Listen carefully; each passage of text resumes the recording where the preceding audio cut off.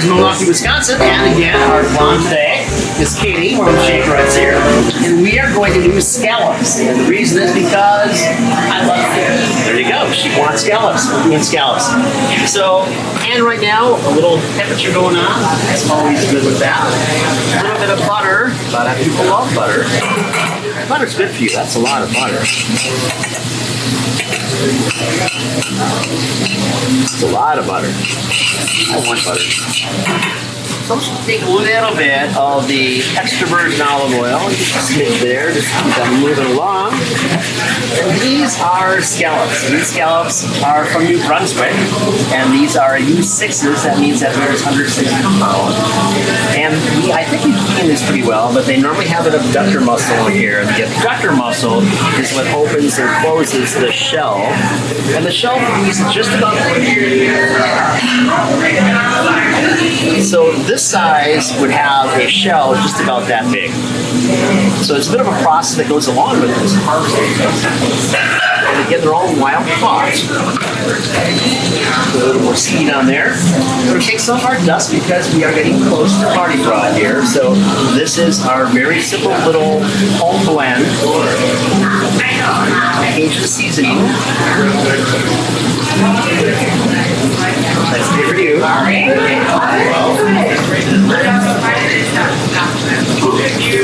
So if we are blackening a fish as well, whether that's a swordfish or a makin, it doesn't matter.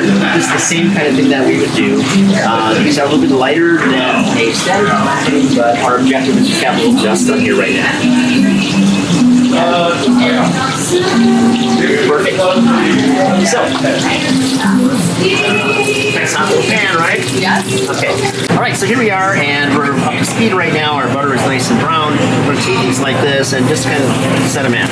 So I'll do some, you'll do some. I like to kind of set them for a moment like that. So work your way around the pan. It's very hot. Okay. So Bob, I know you and I kind of talked about this off camera, but how do you go about blending the seafood that you do? Like, what is your process? Because I know it's very difficult to find very fresh, tasty seafood, especially in the water. Well, the first thing is that we use a phenomenal fishmonger in the Chicago area, and a seafood merchants. And Sandy D'Amato, who's probably the best known of all chefs in Wisconsin, is the guy that turned me on to them probably 30 years ago. And you know, we really do business with a lot of them. So we're selecting them who we use.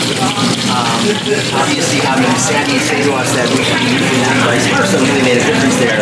But we use them for, again, 30-odd years. Ultra fresh. And there's some things that we get like in the southern hemisphere. That can be category like toothfish, that can be abalone, that can be a variety of things that literally will be swimming fresh the day before. Even like we talked about the copy of the salmon before, which I think is extraordinary. So they will harvest that on Tuesday, we'll have it Wednesday. It's incredible. But that's very quickly. So some things that we bring in, like skate wing or shark, literally only have like 3 days.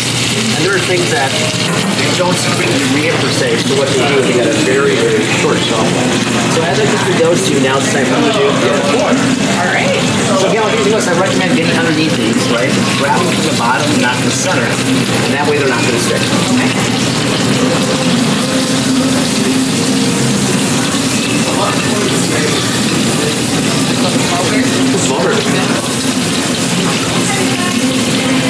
So that's not burnt, that's of course the spice mix that we have on there. So lightly dusted, almost like a black, but not quite.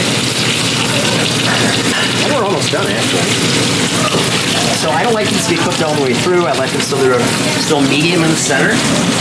These are so ultra fresh that if you wanted to just have these as sashimi, you could.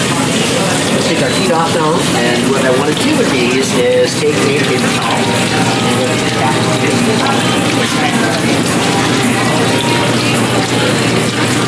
by we, I mean you. Okay, so I just want you to take them like that, get them up there, just put them there for a minute, right? Okay.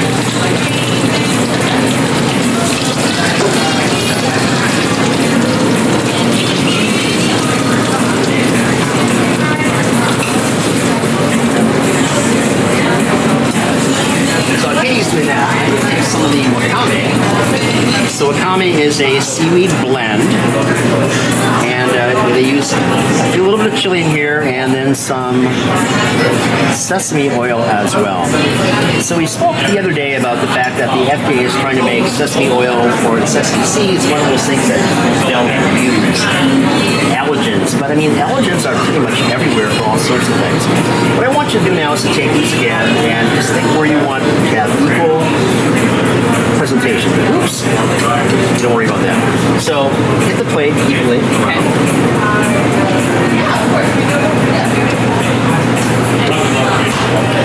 So we do this as a modified Bear Blanc, right? So I got this butter sauce, has some cream to it. Flame on.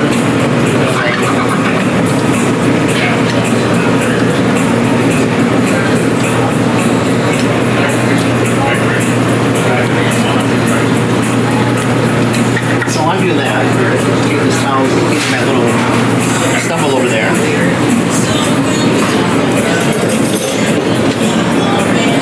And this is caviar. This is sturgeon caviar from Wisconsin. And what I want you to do with this is to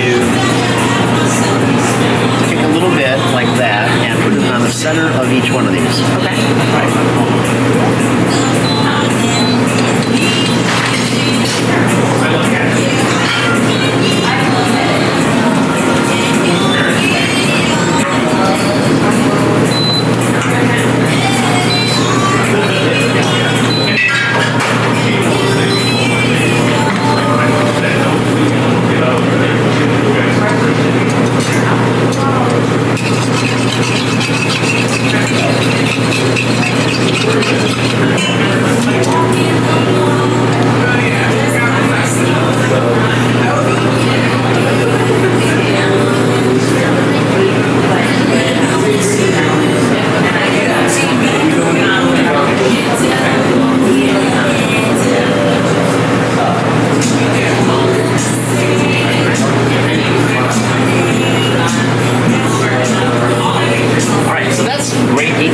And I'm taking this, these are just some orange sections I just stole from the bar, and a little bit of lemon as well, so we're getting a Bear Blanc.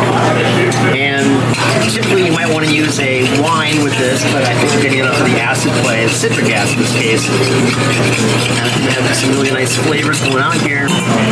Put a little bit of sugar in here. And I'm using a coconut palm sugar. And again, we've spoken about this in the past. It has a very low glycemic value, so it's actually good for all sorts of people. And anytime you use salt or Shakerette, you should have a little salt in there, just like that. Now, what I typically like to do is take the zest as well from an orange or a lemon. You don't have to, just be expedient. We're going to go without that. So we've worked up the flavors that are left behind in the pan, right? From the butter that we use, and we carry forward, of course, just the scallopy goodness as well. Take a large scoop like this one. And again, this is a job for you to do. That's why it's cooking with lawns. So, not on the scallops because you want to maintain the caviar there, but a little drizzle like that on the side. So it's going to pull up. And if you want to have this a little thicker, you certainly could. I think that this is a nice little plate right now.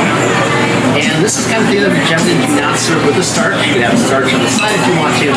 I just think the flavors are so pristine just the way it is now. And this is quite a big food. So you think about it. If you use sixes, right? You have 6 here, so you got a pound of scallops. That's right there. Neat. That's good. And if you want to do like a green sauce, you can take a little bit of sun-dried tomato here and a touch of vanilla. That's really nice. We often do this with saffron and just any number of different things that you can do with this dish. And of course, clean it up so it's pretty for your guest. And they will think that you really slaved hard to do this. But the reality is, this is a 5-minute dish to make, as long as you got all your ingredients ready to rock and roll. So, Katie, the presentation here, please. Grab that plate, show it off. Cooking with blondes. Here we are at Shaker's, of course, Shaker's Milwaukee, and this is our scallops, and they have a light blackening on top of them, just a little light Cajun dust. A little wakame in the center, caviar on top. Very easy citrus spirit walk. Ingredients will follow at some point. I hope you enjoy this, and please make this your family, make it for people you love, and most importantly, make it for yourself, right? So be happy. You don't have to conform to a given recipe. Make it the way you want it to be. Cheers. Thank you.